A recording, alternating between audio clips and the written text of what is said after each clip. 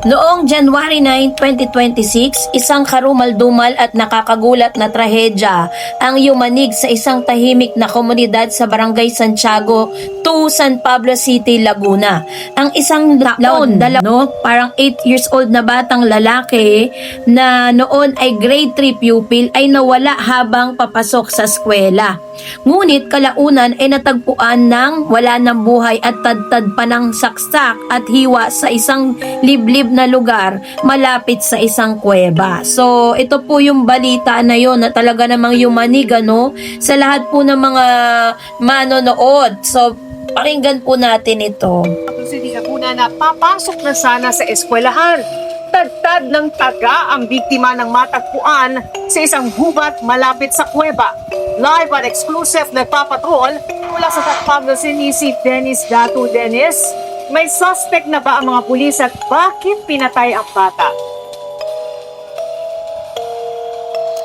Sir, sa ngayon ay tanging may hawak pa lamang na person of interest ang San Pablo City Police sa nangyaring karumal-dumal na krimen na ito kung saan ay halos sa mapuputan pa ang Oh my biktima. God!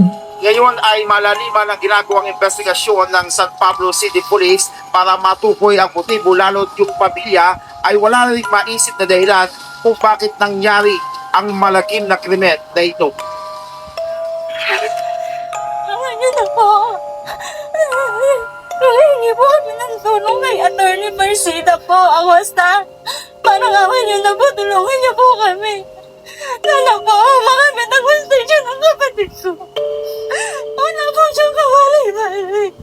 Walang kapantay ang sakit na nararamdaman ng Yan ang ilan sa mga balita po ng TV Patrol, no? Ilang araw na po na talagang tinututukan ito ng balita dahil karumal-dumal nga naman ang nangyari dito po sa isang bata na ito na papasok pa lang ng eskwela. According po dun sa narrative ng pamilya niya is papasok na po sa school ito pong batang ito na 8 years old at naliligo lang yung maghahatid sa kanya, inaantay niya lang nang bigla na lamang hinanap at nawala na po yung bata doon po sa kanilang bahay. Ang biktima ay kinilalang si Gianni Rick Nordero, isang masayahin at samot-saring pangarap ang bitbit ng batang lalaki na nakatira sa naturang barangay.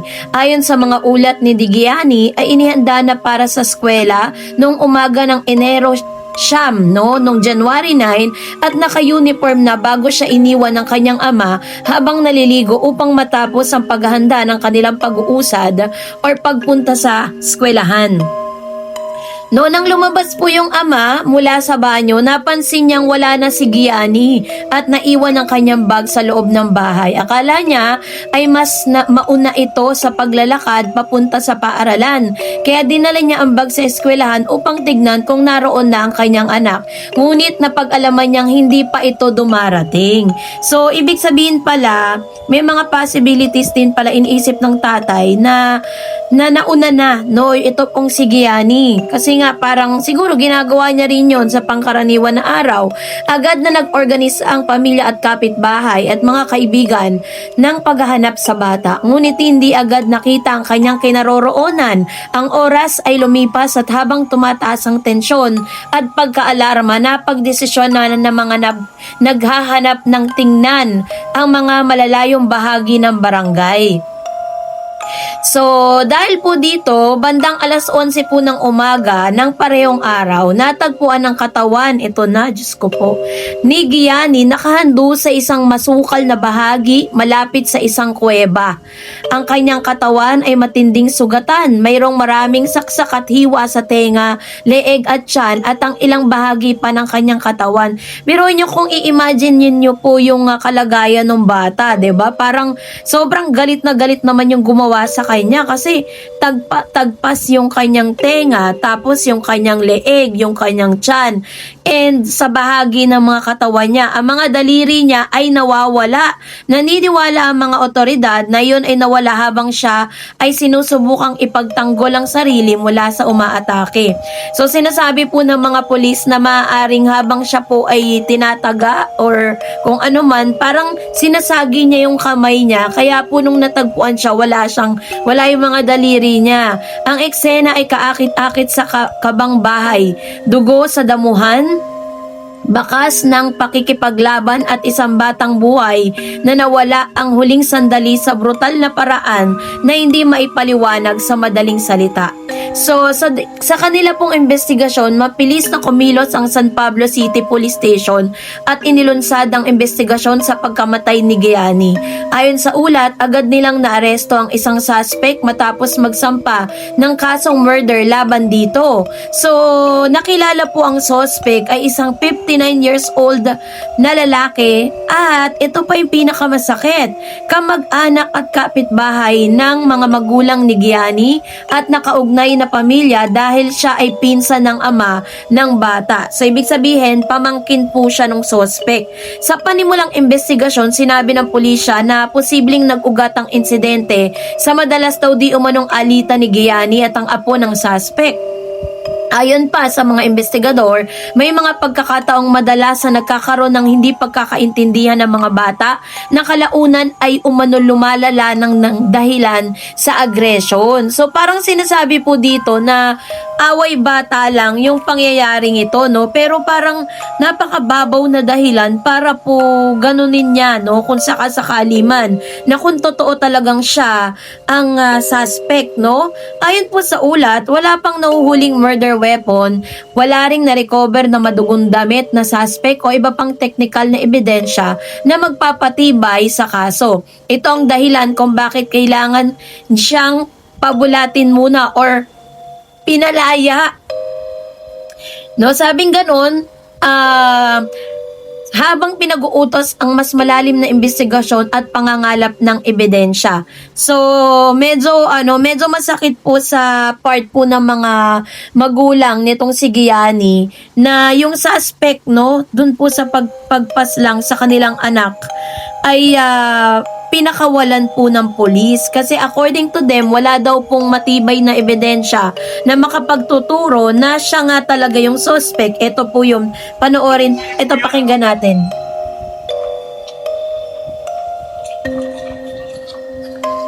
Listen. Magaling mo, sasali ka ba? Okay. Sir, baka may gusto lang po sa mga kaanak ko. Oy! Sasabihin po kayo sir kahit sino. Paratang nito. Ano po? Mali kong paratang. Oo. Tinatanggi po nyo? Hindi ko po ginagawa yun. Oo.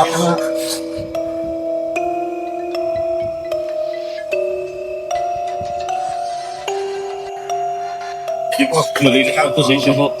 Ano po? Hindi gusto ang posisyon. Okay po.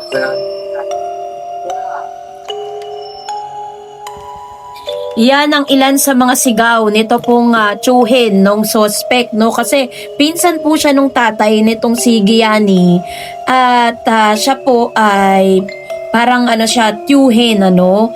So, pero parang napakababaw pa rin na dahilan kung totoo talagang siya yung suspect sa pagpanaw ng bata. Sa isang hiwalay na pahayag, tumanggi ang suspect sa mga aligasyon at sinabing mali ang paratang nila. Hindi ko po ginawa yan, malinis po ang konsensya ko. Ang kanyang pahayag ay nagsilbing malaking hamon sa mga otoridad at sa komunidad dahil habang may suspecha, hindi pa rin magkakaroon ng formal na hatol hanggat hindi sapat ang mga konkretong ebidensya.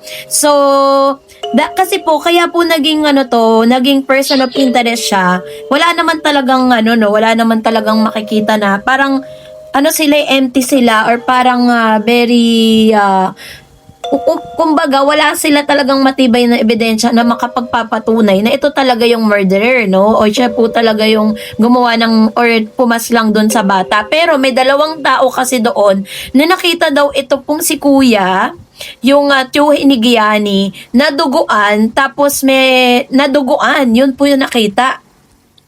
Kaya ngayon pinag-iisipan po ng ng pamilya or parang naging isa siya sa mga suspect dahil po doon. Pero according sa kapulisan ay hindi po yun masasabing matibay na evidence para po hulihin ito pong lalaki. Kaya pala pinakawalan siya. So, narito naman po ang reaksyon ng kanyang pamilya, no? Dahil sabi dyan, ang pamilya ni Gianni, lalo na ang kanyang ama, ay lubos na gumuho sa emosyon dahil sa pangyayari. Ayon sa ulat, hindi makapaniwala ang ama na isang kamag-anak nila ang pinaghinala ang may kinalaman sa pagpatay sa kanyang anak, lalo na't siya'y nag-aakala ng pamilya ay dapat magtulungan at hindi maghati. Sa komunidad naman, maraming residente ang naghayag ng sama ng loob at pagkabigla sa brutalidad.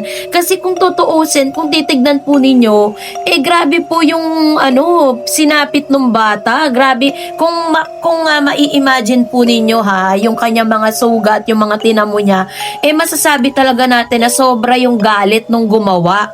And I think, ako po parang hindi rin ako makapaniwala na magagawa yun ng tiyuhin.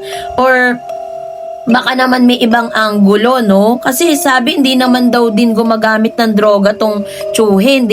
Wala naman siya sa watch list, diba? Kaya parang it's really impossible na masabi talaga na siya nga talaga yung suspect, at hinahanap po nila yung duguan na damit.